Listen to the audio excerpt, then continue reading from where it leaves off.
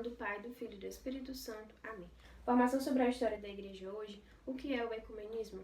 O ecumenismo ele tem a tentativa de unir os cristãos. Existem muitas denominações em que as pessoas elas recebem o batismo e aquele batismo ele é válido para a Igreja Católica. E nós até chamamos esses de irmãos separados. Muitas vezes as pessoas podem até confundir, mas o ecumenismo ele é especificamente para os cristãos. É a tentativa da igreja de unir os cristãos, de fazer com que os cristãos eles encontrem a verdade e eles voltem para a Igreja Católica.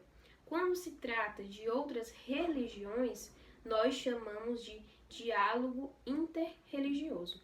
Existem muitas pessoas, durante toda a história da igreja, que elas deixaram a igreja, que elas abandonaram a sua fé por diversas razões. Muitos deixaram a fé por heresia, outros por apostasia, outros por cisma.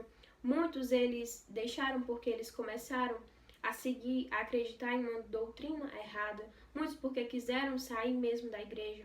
Outros porque romperam uma parcela da igreja. Só que isso aconteceu há bastante tempo, há bastantes séculos. E talvez existem pessoas que foram adotando essas heresias, muitas vezes isso tudo, e foram colocando em sua vida, e essas pessoas elas não têm uma culpa diretamente. Muitas estão procurando a verdade, e a igreja ela tem a finalidade de tentar fazer com que as pessoas encontrem a verdade, e então, encontrando a verdade, elas possam vir para a verdade plena, que é na Igreja Católica. Então, o ecumenismo tem essa finalidade, que é de juntar os separados.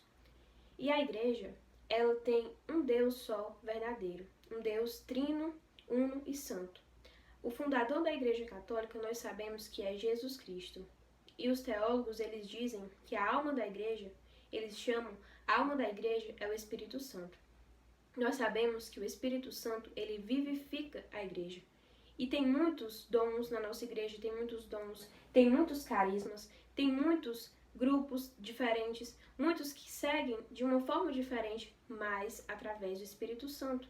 Aquilo dali vai refletir algo de Deus. Só que todos esses carismas, todos esses dons do Espírito Santo, dentro da Igreja Católica, eles se juntam e eles se unem. E eles fazem parte de uma só igreja. Não é porque o dom, o carisma deles, de alguns, são diferentes, que precisam se fundar outras denominações. Não. A gente tem carisma e dons diferentes, mas dentro da Igreja Católica. Tem muitos que se romperam, houve muitas rupturas, por isso que tem outras denominações fora da Igreja Católica.